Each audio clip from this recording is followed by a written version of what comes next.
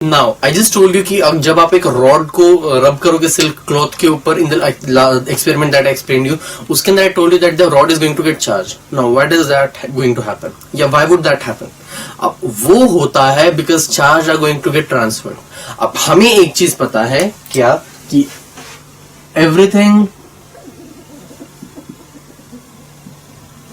In this universe is made up of atoms. दुनिया की हर चीज एटम से बनी हुई है. Atoms are made up of positive and negatively positive and negative charged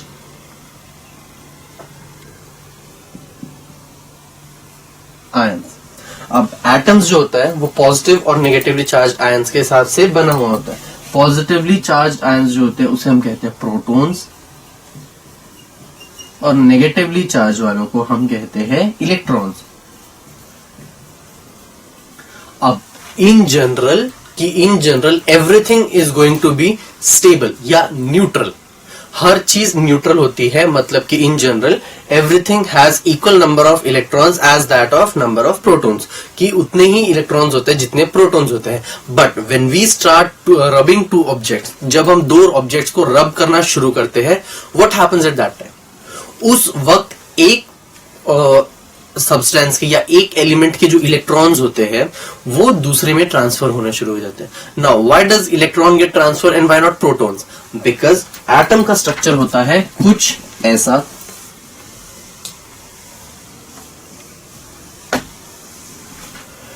atoms हमारा होता है कुछ इस तरीके से. ये होता है हमारा न्यूक्लियस, जिसके अंदर होते हैं प्रोटॉन्स, मतलब कि पॉजिटिवली चार्ज पार्टिकल्स, और इसके साथ होते हैं न्यूट्रॉन. न्यूट्रॉन न्यूट्रल होता है, it's neither positively charge nor negatively charge, तो हम लोग सिर्फ प्रोटॉन्स को फिलहाल काउंट करेंगे. इसके बाहर होते हैं बहुत सारे शेल्स, जिसके अंदर इलेक्ट्रॉन्स कंटिन्यूसली रिवॉल्व कर रहे होते हैं. कंटिन्यूसली इलेक्ट्रॉन्स जो है इसके आसपास घूम रहे होते हैं. सो इलेक्ट्रॉन्स कुछ इस तरीके से कंटिन्यूसली घूम रहे होते हैं. अब प्रोटॉन्स जो है ये स्टेब फिक्स होते हैं न्यूक्लियस के अंदर, बट इलेक्ट्रॉन्स जो है they are free to move. इसीलिए जब when we try to rub two objects with each other, तो उस टाइम पे जो इलेक्ट्रॉन्स है वो ट्रांसफर हो जाते हैं from one body to another body. अब किस बॉडी के अंदर पॉजिटिव चार्ज आने वाला है या किस बॉडी के अंदर नेगेटिव चार्ज आने वाला है, how would we get to know? कि जिस बॉडी के इलेक्ट्रॉन्स दूसरी बॉडी में ट्रांसफर हो गए. For example, I have body A and body B. अब इसके अंदर इक्वल उतने ही इलेक्ट्रॉन है जितने नंबर ऑफ प्रोटॉन है. इसके अंदर भी the number of electron is equal to number of protons. अब इसके जो इलेक्ट्रॉन्स है वो यहां पर ट्रांसफर हुए. अब इसके अंदर जो अब इसके इलेक्ट्रॉन वहां जा चुके हैं, मतलब कि इसका प्रोटॉन का जो अमाउंट है वो बढ़ चुका है, और इलेक्ट्रॉन जो है वो कम हो चुका है. क्यों? क्योंकि इलेक्ट्रॉन वहां पर ट्रांसफर हो चुके हैं. प्रोटॉन बढ़ चुका है, मतलब कि प्रोटॉन ऑब्वियसली जितना था पहले उतना ही है, बट इलेक्ट्रॉन चले गए हैं, तो number of proton is more than number of electron. तो ये हो चुका है अब पॉजिटिवली चार्ज्ड. और अब बी की बात करें तो बी के ने कुछ इलेक्ट्रॉन्स को एक्सेप्ट किया है. As B has accepted some number of electron, इसके जो नंबर ऑफ इलेक्ट्रॉन्स है वो इंक्रीज हो गए हैं. क्यों? क्योंकि कुछ इलेक्ट्रॉन्स आकर इसमें ऐड हुए हैं, और नंबर ऑफ प्रोटॉन्स जो है अब कम हो गए हैं. क्यों? क्योंकि नंबर ऑफ इलेक्ट्रॉन बढ़ चुका है. तो कम हो गए मतलब जितना था उतना ही है, इलेक्ट्रॉन ऐड हो गए हैं, तो नंबर ऑफ प्रोटॉन तो उतना ही है. प्रोटॉन में तो कोई चेंज नहीं आया है, तो इलेक्ट्रॉन का अमाउंट बढ़ चुका है, मतलब कि नेगेटिव चार्ज बढ़ चुका है. तो अब बी हो चुका है नेगेटिवली चार्ज्ड. तो इस तरीके से जो भी सब्सटेंस है वो पॉजिटिवली या नेगेटिवली चार्ज हो जाता है वंस वी रब देम या once we provide them friction, क्योंकि जो चार्जेस है वो एक दूसरे के अंदर ट्रैवल कर रहे होते हैं. अब while during friction.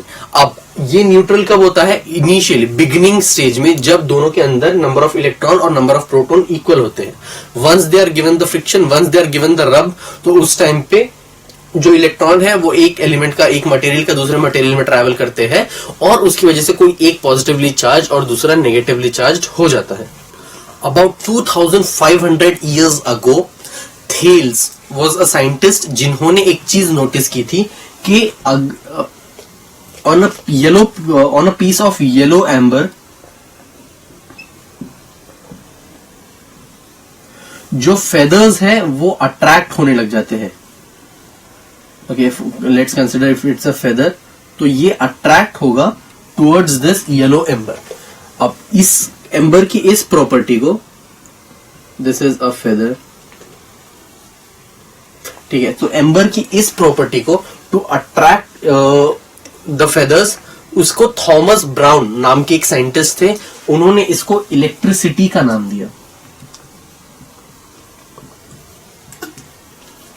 और उस वक्त थेल्स ने इसे इलेक्ट्रॉन कहा गया था, बिकॉज इन ग्रीक लेटर्स में इसे इलेक्ट्रॉन के नाम से, ELEKTRON, तो इससे येलो एम्बर को इलेक्ट्रॉन कहा गया था. और the property of yellow amber to attract the feather was given a name electricity by Thomas Brown. अब let's talk what is frictional electricity.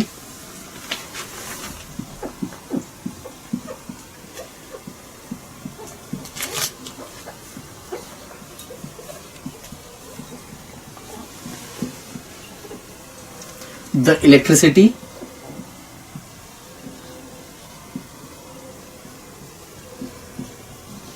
produced due to friction between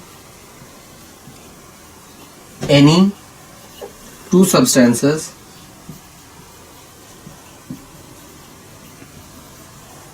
is known as frictional electricity. इसका मतलब वो electricity जो दो substances के बीच के friction की वजह से जनरेट हुई हो, उसे फ्रिक्शनल इलेक्ट्रिसिटी कहते हैं. अब फ्रिक्शन मतलब कि obviously you will have to rub two substances, make sure कि एक पॉजिटिवली चार्ज हो गया हो. अब उस पॉजिटिवली चार्ज सब्सटेंस को in a dark room get that positively charge substance near a metal object, तो आप नोटिस करोगे कि एक स्पार्क जनरेट हुआ है and you'd be able to notice that spark properly in a dark room. अब उस स्पार्क से, वो स्पार्क जो होता है वो बेसिकली इलेक्ट्रिसिटी होती है, जिसे हम फ्रिक्शनल इलेक्ट्रिसिटी कहते हैं. Why? Because it is generated because of the friction between two objects. और फ्रिक्शन से क्या हुआ होगा कि फ्रिक्शन से उसके जो चार्जेस है उसमें वो चार्ज हो चुका होगा. अब it can be positively charge और it can be negatively charge depending on उसने इलेक्ट्रॉन लिए हैं या दिए हैं. और उस बेसिस पे जब हम उसको लेकर जाते हैं मेटल के पास, तो वो एक स्पार्क जनरेट करता है विच इज इलेक्ट्रिकल स्पार्क. अब फ्रिक्शनल इलेक्ट्रिसिटी की एक प्रॉपर्टी होती है कि ये जनरेट होता है for just a moment of time. ये एक बहुत शॉर्ट पीरियड ऑफ टाइम के लिए जनरेट होता है. It can not be generated for a long time. It can not be circulated from one part to another, जो हम रेगुलर इलेक्ट्रिसिटी को करते हैं, but those things can not be done with this electricity. Now let's perform an experiment. There are some things that you are going to need for this experiment. First thing is woollen cloth, some straws and a glass bottle.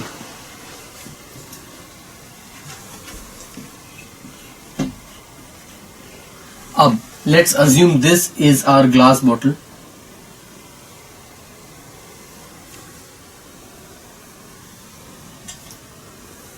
और तो इसके ऊपर हमें fix करना है हमारा straw. अब मान लिया ये है हमारा स्ट्रॉ. अब फिक्स दिस, मेक श्योर कि वो द स्ट्रॉ स्टेज स्टेबल. कि वो स्टेबल रहे अपनी जगह पे। ऑब्वियसली एक स्ट्रॉ को एक ग्लास बॉटल पे बैलेंस करना it can not B that difficult. अब इस जो ग्लास बॉटल है इसके ऊपर हमने रखा है ये स्ट्रॉ। अब इस स्ट्रॉ के पास what you need to do, पहले आपको एक दूसरा स्ट्रॉ लेकर जाना है। अब this is our straw, take another straw near this straw, इन दोनों को पास में लेकर जाइए। Would you be able to notice any change? No. Why? Because both of them are neutral. So ये दोनों भी न्यूट्रल है तो कोई भी चेंज हमें देखने को नहीं मिलेगा। सो इससे हमें एक चीज पता चली कि there is neither any repulsion nor any attraction between two neutral materials या फिर सब्सटेंसेस की, ना तो उसमें कोई रिपल्शन होगा ना तो उसमें कोई अट्रैक्शन होगा। कब? जब दोनों भी सब्सटेंसेस हमारे न्यूट्रल हो। अब what you need to do,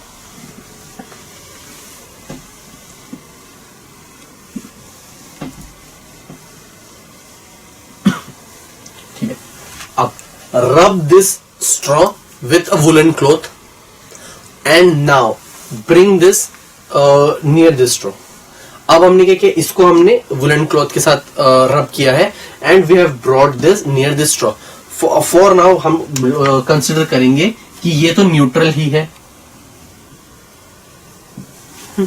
It can be positively charged, it can be negatively charged, but अब ये कोई भी चार्ज हो सकता है, पॉजिटिवली चार्ज भी हो सकता है, नेगेटिवली चार्ज भी हो सकता है, बट कोई भी charge particle always attracts the neutral substance. कि कोई भी चार्ज सब्सटेंस अगर हो वो न्यूट्रल वाले को हमेशा अट्रैक्ट करेगा। तो अब इसको आप इसके पास लेकर जाओगे तो ये हमेशा उसको अट्रैक्ट करेगा। ठीक है, तो इससे हमें एक चीज पता चल गई, क्या कि ये दोनों एक दूसरे को अट्रैक्ट करेंगे। So any particle, any charged particle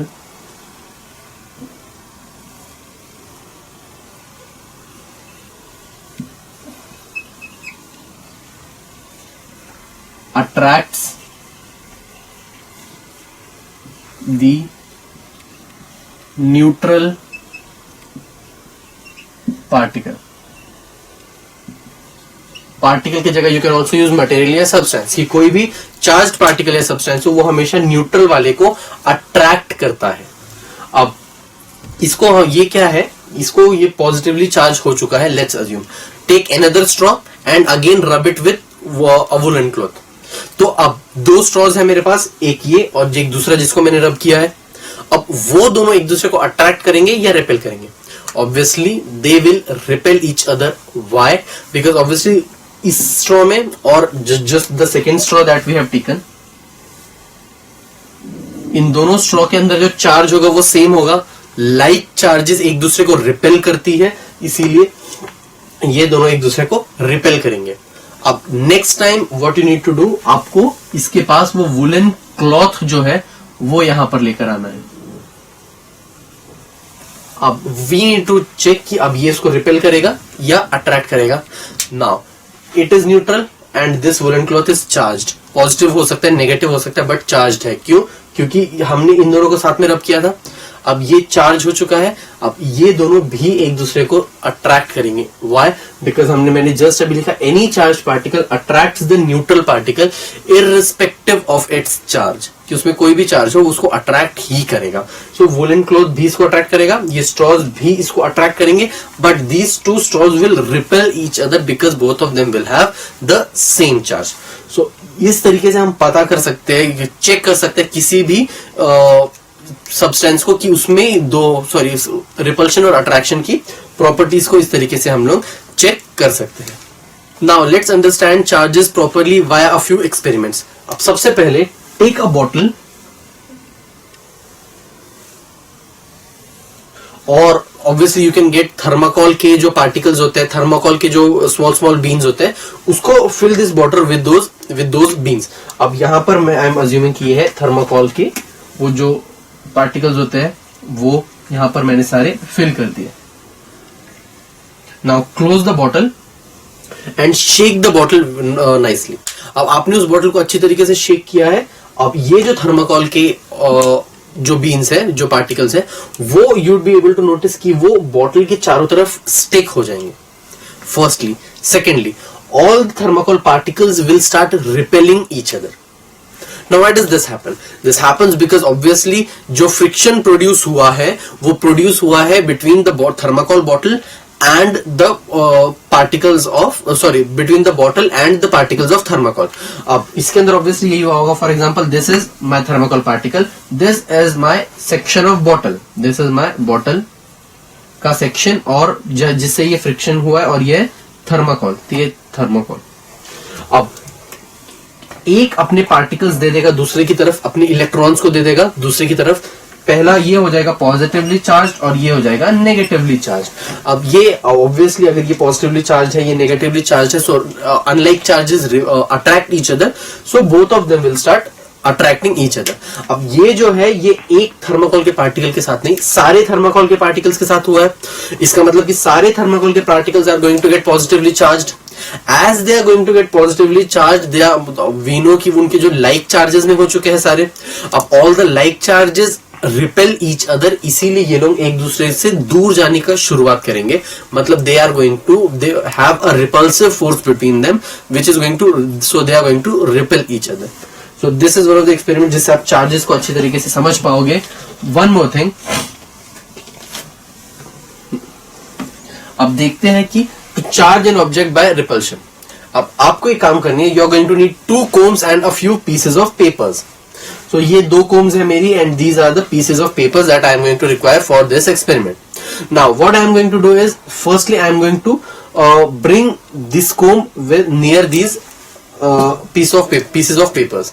अब मैं generally अब ये comb भी initially neutral है, ये pieces of paper भी neutral है। So is there going to be any change between these to be any force of attraction or repulsion between them? No, दो न्यूट्रल सब्सटेंसेस एक दूसरे को ना अट्रैक्ट करते हैं ना रिपेल करते हैं, सो कोई भी चेंज नहीं होगा, कोई भी फोर्स ऑफ अट्रैक्शन या रिपल्शन नहीं होगा। सेकेंड टाइम पे आपको क्या करना है, अब you need to charge an object. अब चार्ज कैसे करना है आपको इसको, you need to rub this comb via a piece of paper. अब एक पीस ऑफ पेपर से आपको उस कोम को अच्छी तरीके से रब करना है। अब ये जो पीसेस ऑफ पेपर्स है, these are still neutral, but ये जो कोम है अब ये हो चुकी है नेगेटिवली चार्ज्ड।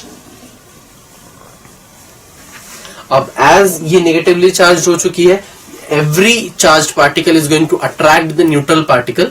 तो अब इसको अगर आप इसके पास लेकर जाओगे, so it is going to attract it. अब this comb is also neutral। अब if you will bring these 2 combs together, will they attract or will they repel? They will again attract. Why?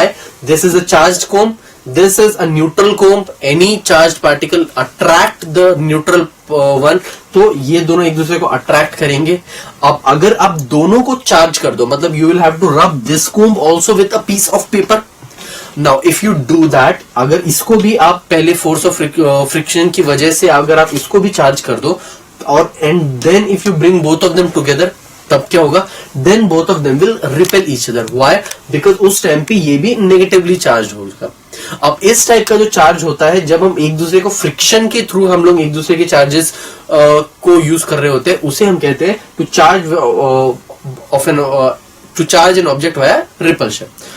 तो अब ये, अब take one more example, I'm rubbing this one,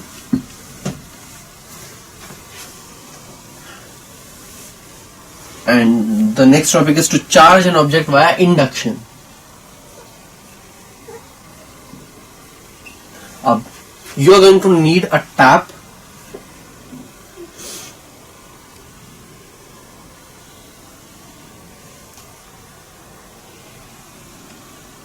और उस tap में से एक फाइन धार निकलनी चाहिए पानी की, बहुत पतली। ओके, अब you are going to need one more thing, that is a comb. you have a comb और एक टैप जिसके अंदर से बहुत पतली एक थिन स्ट्रीम निकल रही है वाटर की. अब this is our tap, this end this is our comb. अब we have charged this comb by rubbing it with वो पीस ऑफ पेपर. अब इसको हमने ऑलरेडी चार्ज करके रखा हुआ है. This is already negatively charged. Okay, अब ये नेगेटिवली चार्ज्ड है, तो अब हम क्या करेंगे, we are going to take this comb near this stream of water. अब उससे क्या होगा, अब ये नेगेटिवली चार्ज्ड है, जब ये हम इसको वाटर के अंदर लेकर जाएंगे तो वाटर के अंदर भी ऑब्वियसली वाटर न्यूट्रल है, उसमें equal number of positive charges है, equal number of negative charges है. सो अब इसकी जो फोर्स ऑफ रिपल्शन की वजह से इसके जो नेगेटिव चार्जेस है वो पीछे की तरफ आकर एक्यूमुलेट हो जाएंगे. क्यों? क्योंकि ये नेगेटिव चार्जेस है, इसको अट्रैक्ट करने के लिए पॉजिटिव चार्जेस ऊपर आ जाएंगे और negative charges force of repulsion की वजह से पीछे की तरफ चले जाएंगे. अब एज पॉजिटिव चार्जेस आगे आ चुके हैं, नेगेटिव चार्जेस पीछे आ जा चुके हैं, जब हम कोम का मूवमेंट करेंगे, फॉर एग्जांपल मैंने कोम को थोड़ा और पीछे ले लिया, तो मेरा जो स्ट्रीम है वाटर का वो भी अपना डायरेक्शन चेंज करेगा towards the direction of comb. Why? Because it will start attracting the comb. Why will it attract? Because the negatively charged particles जो comb के अंदर थे जो water के अंदर थे वो अब पीछे की तरफ ढकेले जा चुके हैं. क्यों? क्योंकि हमारी जो comb थी वो negatively charged थी. These negative charges will repel the negative charges in the stream of water. तो अब negative charges पीछे और positive charges आगे आ गए हैं. अब वो positive charges एक दूसरे को अट्रैक्ट वो पॉजिटिव चार्जेस नेगेटिव चार्जेस को अट्रैक्ट करेंगे. इसीलिए जो वाटर की जो स्ट्रीम है, टैप की जो स्ट्रीम है, वो कोम की तरफ अट्रैक्ट हो जाएगी. और इसे हम कहते हैं to charge via induction. Induction मतलब कि चार्जेस इंड्यूस करा के उसके पॉजिटिव और नेगेटिव चार्जेस को अलग अलग करा के जब फोर्स ऑफ अट्रैक्शन या रिपल्शन क्रिएट होता है, उसे कहते हैं by charging by force of induction.